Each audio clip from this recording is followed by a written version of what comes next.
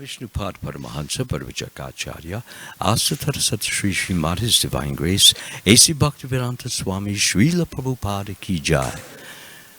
ISKCON Founder Acharya Srila Prabhupada Ki Jai. Anantagati Vaishnava Vrindi Ki Jai. All glories to the assembled devotees. All glories to the assembled devotees. And all glories to the assembled devotees. And Sri Sri Guru and Gauranga Srila Prabhupada Ki Jai.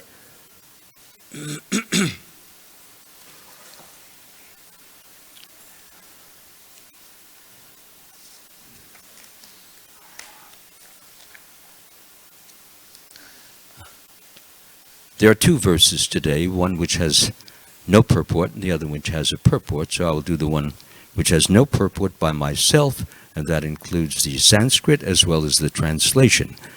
This verse following it, which will be number 20, will be done by all of us. Om Namo Bhagavate Vasudevaya. Om Namo Bhagavate Vasudevaya. Om Namo Bhagavate Vasudevaya. Reading from the Srimad Bhagavatam, Canto 2, Chapter 8, and this will be text 19. Get a little closer.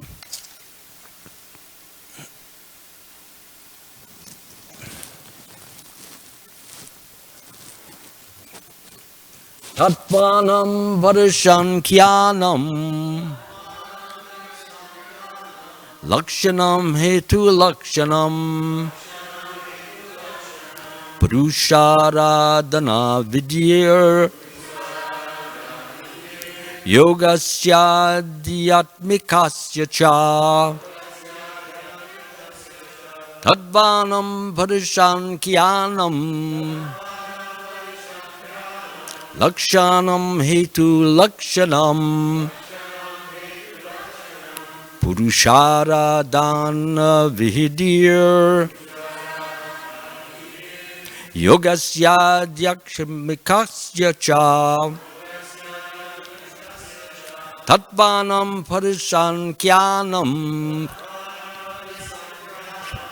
Lakshanam Hetu Lakshanam Purusharadhana Vidyar Yogasya Dhyatmikasya Cha. Translation. Kindly explain. King Pariksit is speaking here, and he's asking Shukdeva Goswami, one of the greatest bhaktas alive at that time, and who knew so very much, and he had received the Bhagavatam from his father Vyasadeva. So, Pariksit says to him, kindly explain all about the elementary principles of creation, the number of such elementary principles, their causes and their development, and also the process of devotional service and the method of mystic powers. We go now to the next verse. Actually, I was supposed to do the first verse just by myself, but I decided that we could do it all together. So now we go together on this one. Is it up there now? Chapter 8, text 20 up there now? Yeah? Okay. Yogeshvara Ishvarya Gatir Linga Bangas tu Yoginam Vedopaveda Dharmanam Itihasa Puranayo Yogeshvara Ishvaraya Gatir Linga Bangas tu Yoginam Vedopaveda Dharmanam Itihasa Puranayo Yogeshvara Yogeshvaraishvarya Gatir Linga Bhangas to Yoginam Vedopaveda Dharmanam Itihasa Puranayo. Please. Yogeshvaraishvarya Gatir Linga Bhangas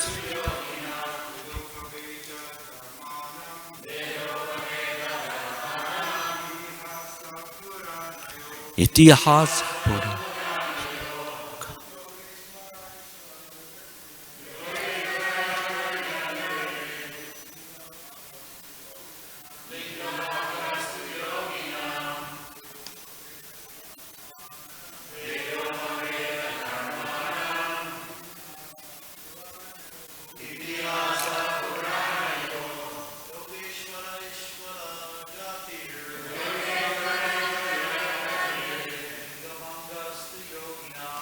Linga Bhanga to Yoginam.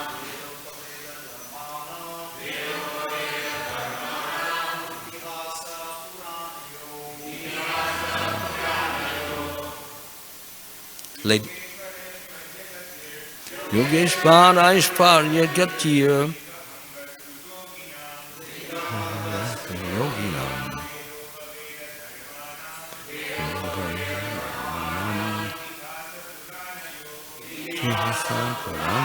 Ladies, please.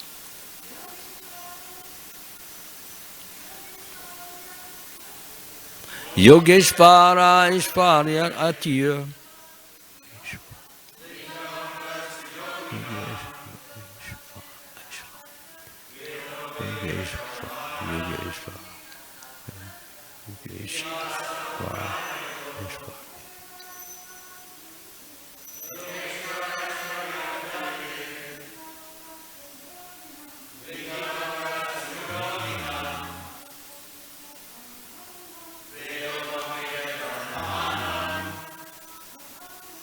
Itihasa Puranayo.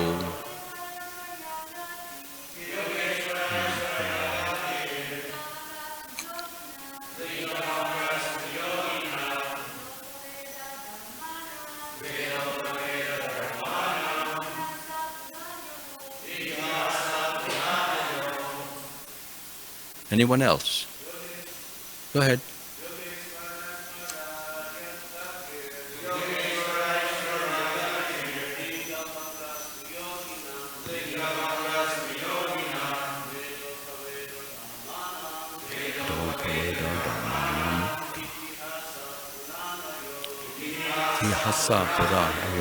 Synonyms.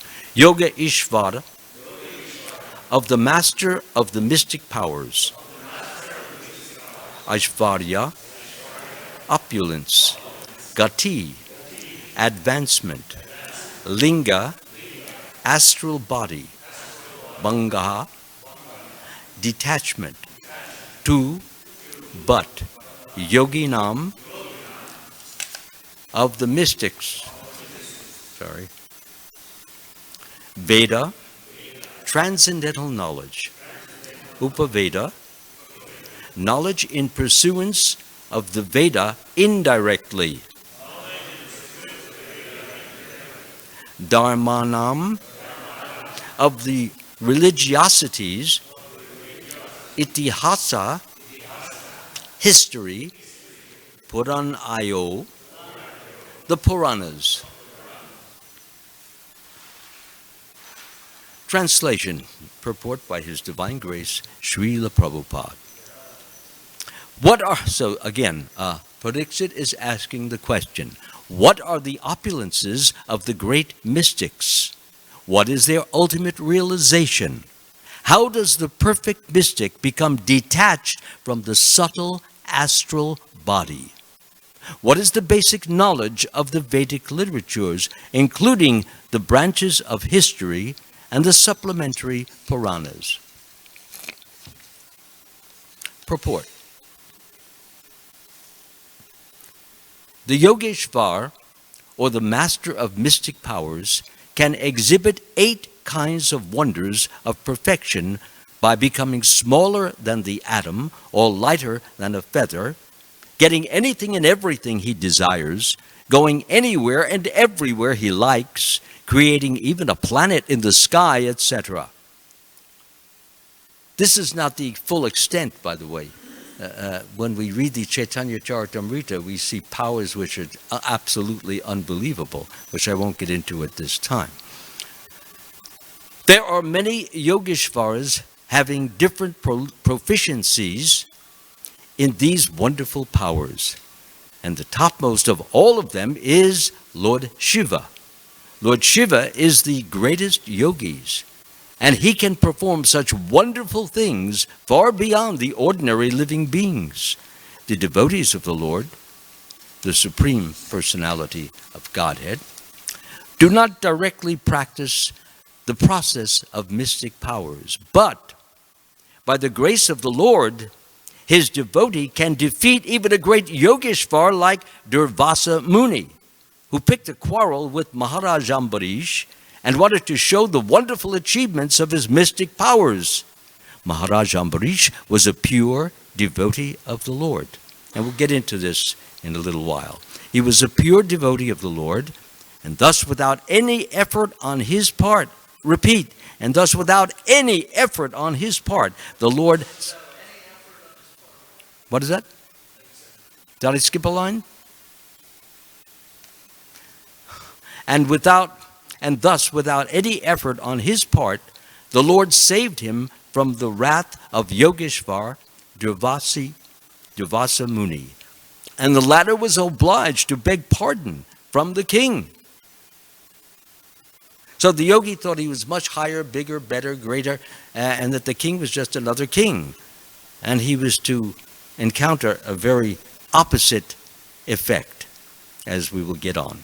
Similarly, at the time of Draupadi's precarious position, when she was attacked by the Kurus, she was dragged to an assembly hall where all of the great generals were sitting, and there was an assembly going on with, as I said, many of the important administrators. And Duryodhana and company, who had only degraded ideas, degraded feelings, wanted to embarrass her by disrobing her in public. Of course, she was a very beautiful woman.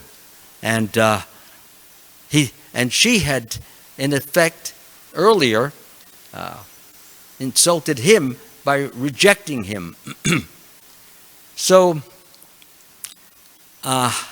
he told his brother Dushashan to go and get her in the little room she was staying in and go bring her out.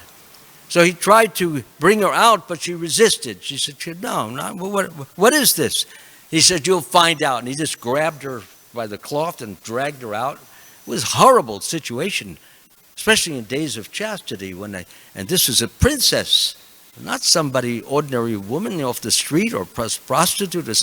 She was a princess, and a very great princess, very well-known princess, and was the wife of 5 great warriors: Yudhishthir, Bhima, Arjun, Nakul, Sahadev. And that's a whole story in itself, which I won't go into, and there was nothing immoral about it, as Vyasadeva himself stated when someone called it an immoral arrangement. It was not immoral. In fact, it was already arranged long before she was even born, which, as I said, is it's a story in itself. Maharaj Ambarish, I think I read this before, but I'll do it again. Maharaj Ambarish was a pure devotee of the Lord, and thus without any effort on his part, the Lord saved him from the wrath of Yogeshvar Durvasa Muni. So what is a pure devotee? A pure devotee is one who has no material desires. He has no desire for any drinking, intoxication, meat eating, or any kind. He has no attachment to this material world. He even eats simply as a duty which he has to do to maintain the body's life. But he's not attached, meaning If he is not attached, it means he couldn't care less if he didn't even eat. That's the kind of detachment that he had. He knows the body is going to die one day, so what difference? Today, tomorrow, right now? Let Krishna do what he wants with my body. It doesn't belong to me anyway, it belongs to him. So, similarly, at the time of Draupadi's precarious position, position, when she was attacked by the Kurus, who wanted to see her naked in the open assembly of the royal order, the Lord saved her from being stripped by supplying an unlimited length of sari to cover her. Now that's also very interesting, because she didn't just stay there and watch Dushashan pull the cloth off her body, not at all. She prayed. She said, my 5 husbands can't even help me now because they are prisoners of Duryodhana. But you, Lord, you, Krishna, can save me because you're so powerful, so praiseworthy, so lovable, and so I can depend upon you. So please save me, save my righteousness, save save me from this embarrassing, unrighteous situation, which should never even be done in front of all these administrators, in front of kings, and in front of many great warriors. This should never be done, but it's being done, so please help me. So he did. And we often see that very beautiful picture of Krishna kind of up on the ceiling, so to speak. And as Dushashan is pulling her sari off, the sari keeps getting longer and longer and longer. After about an hour or two, it doesn't say how long, but what happens is that there's no end to the cloth, and there is an end to his strength. He's completely spent. He has no energy. He's empty. As they say, he's running on empty, which means nothing. So he just threw down whatever cloth was there and walked away. And this is the greatness of devotional service. When one she was not an ordinary devotee. Nobody thinks she just cried, oh, Krishna, help me. It wasn't anything like that. It was from the core of her heart. She called to him. I value my body as belonging to my husbands and to you. And I don't want this to be this horrible situation that I should be shown to men mocking or ridiculing or admiring or any of that kind of thing. That's not my life. I'm not a prostitute. So she's praying in that deep, helpless, eager, crying out, and Krishna comes through. And we see that, as I said, that picture where Krishna is smiling, and everybody is amazed that Dushashan, who's big-time warrior, he's like the Arnold Schwarzenegger bodybuilder. So what happened was that he couldn't succeed. He was a failure because Krishna, if he doesn't want his devotee to be disturbed or upset or shaken or crushed, he helps him. He enables him to go on. In other words, he protects him. And that's what we all will get if we have that mentality that Draupadi had and also King Ambarish had. And I'll tell a little more about that story in a few moments. Draupadi knew nothing of mystic powers, and yet she could defeat this big-time warrior. Therefore, the devotees are also Yogeshvaras by the unlimited power of the Lord, just as a child is powerful by the strength of the parents. Little child, 5, 4 years old, he doesn't have any power, doesn't have any strength, but he walks sometimes very proud on the street, says curse words sometimes, throws things at people. He's got his father on the side. He feels big, tough guy.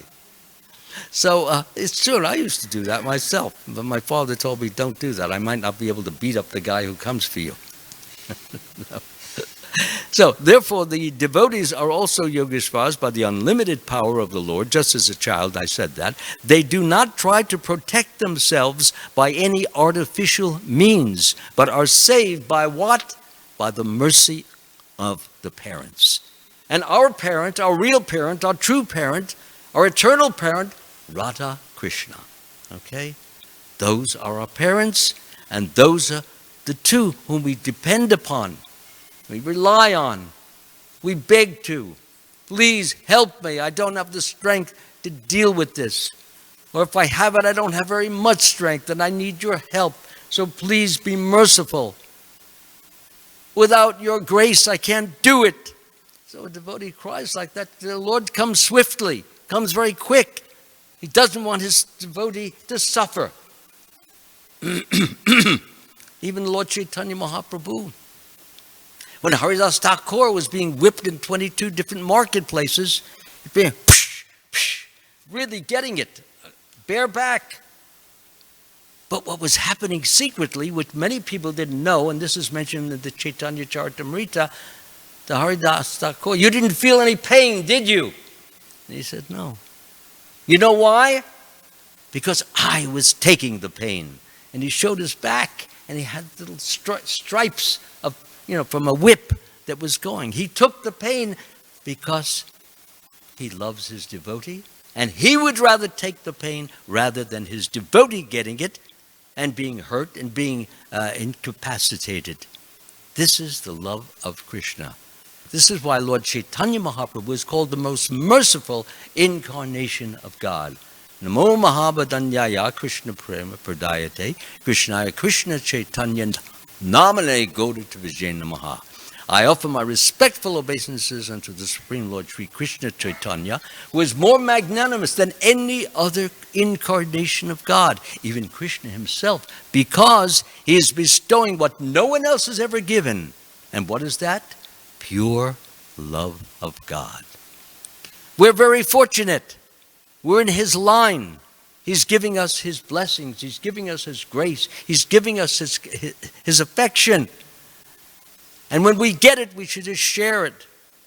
Give it out to this devotee, that devotee, in the form of speaking, in the form of preparing prasadam, in the form of giving a book, in the form of sharing an idea or a concept or something beautiful that we saw and we want to share it. Sharing is a part, a very great part of the process of bhakti yoga.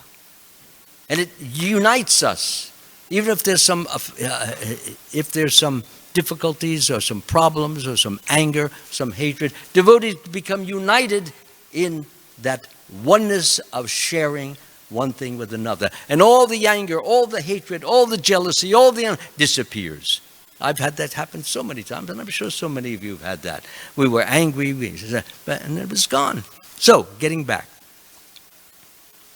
Maharaj Parikshit inquired from the learned Brahmin, Shukdeva Goswami, about the ultimate destination of such great mystics, or how they attain such extraordinary powers by their own efforts or by the grace of the Lord. Actually, it's by both. The devotee makes an effort, as I said. He prays. That's an effort. The Lord hears it. And the devotee prays harder if he doesn't get the boon that he wants and what he needs to carry on his activity. He inquired also about their detachment from the subtle and gross material bodies. He inquired also about the purports of the Vedic knowledge. As stated in the Bhagavad Gita 15:15, the whole purport of all the Vedas is to know the Supreme Personality of Godhead and thus become a transcendental, loving servant of the Lord. Would someone like to give the English translation of 15:15 so we know what Prabhupada's talking about? Yes, go ahead. A little louder, Prabhu. Yeah, wonderful. Since those listening from their computer may not have heard you, I'll just repeat it if I may. I am seated in everyone's heart, and from me come remembrance, knowledge, and forgetfulness. By all the Vedas, I'm to be known. Indeed, I'm the compiler of Vedanta and the knower of the Vedas. Is that okay? Okay, thank you. So, this is all very important. Now, Srila Prabhupada makes a very wonderful point, is that we are all Yogeshvars. We all have powers, but they're not ours. They're not direct. They're coming from Krishna, who is very sympathetic, very affectionate, very loving to his devotees. And when he sees his devotee, especially if he's a pure devotee, even the non-pure devotee he helps, but especially the pure devotees. Look at all the help Srila Prabhupada got from Krishna in so many circumstances, so many difficulties, physical circumstances, environmental circumstances, building circumstances. This is Krishna loving his devotee. And what we can do is try to emulate, not imitate Prabhupada. None of us can be Prabhupada, at least certainly not now. Try to be dependent upon Krishna. Krishna says in all activities,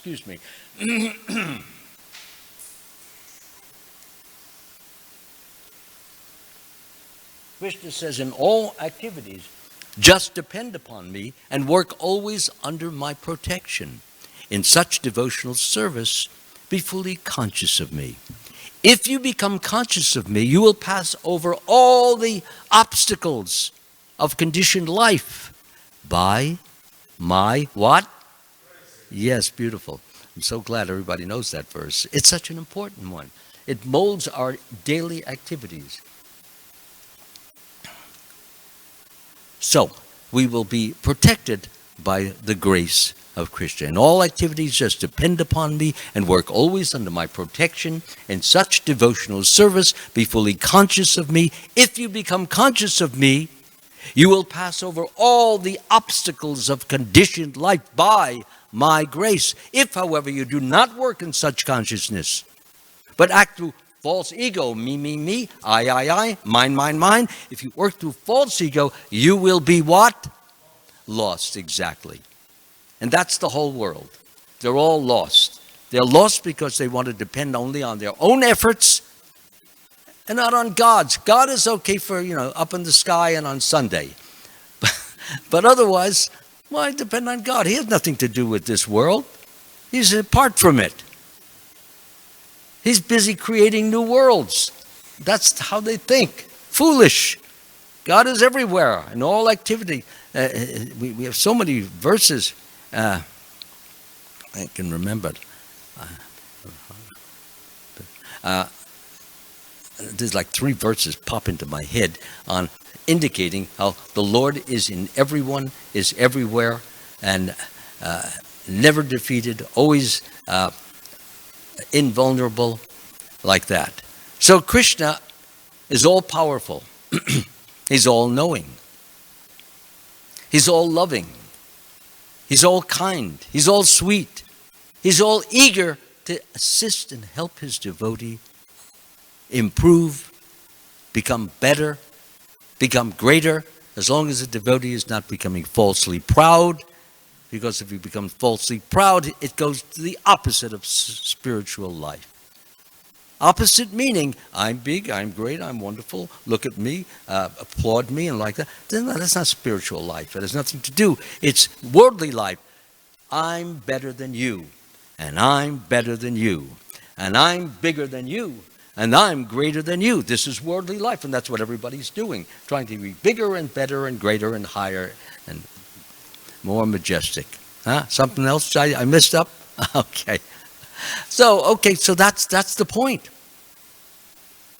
The point of the devotee is always to think of himself as lower, small, like an insect, or even smaller than that, even invisibly small. Why?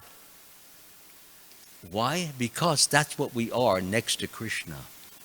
I don't compare myself to you or to you or to you or to you. Why should I? You're a human being. You may be better than me today. I may be better than you tomorrow. It's meaningless. It's worthless. It has no value. But next to Krishna, our position is eternal, tiny, insignificant, worthless, useless. Oh, my Lord, I depend upon you because you've got it all and I've got nothing next to you. That's what humility is all about. It's about realizing our smallness next to Krishna, not next to the guy sitting next to you. That's meaningless. That's here today, gone tomorrow.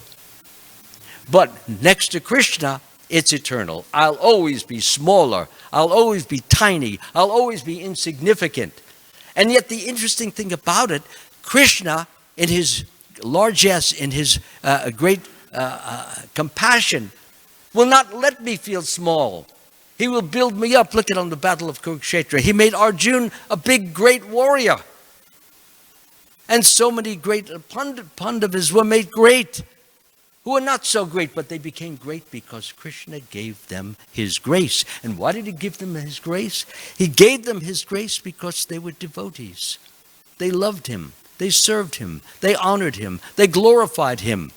They did everything to tell him, in effect, that without you, we are nothing. And he got the message. And he said, I'm going to make you something. They're going to think you're me. And I'm going to let you do things that you normally could never do. That's what it means to be a Shaktavesha avatar. An avatar, as we know, is someone who comes down from spiritual world. But Shakta means empowered devotee. Krishna gives, if, for example, if I have some water and I pour it into your hand, then you're empowered with water. So he gives different powers to different devotees. And those powers are used by the devotees to do the functions or the activities or the needs that Krishna wants done. Look at Hanuman. Hanuman had all these powers. But do we know, everybody know the story of his powers? It's so interesting. Hanuman, when he was a little boy, he was very mischievous, okay, and he had a few little powers. And one of the things, he flew up into the sky, and he thought the sun was an orange. He could eat it. It was funny. So he kept going higher, and I think Indra knocked him down. Knocked him right down back to the ground. You don't belong up here. You belong down there. So stay there.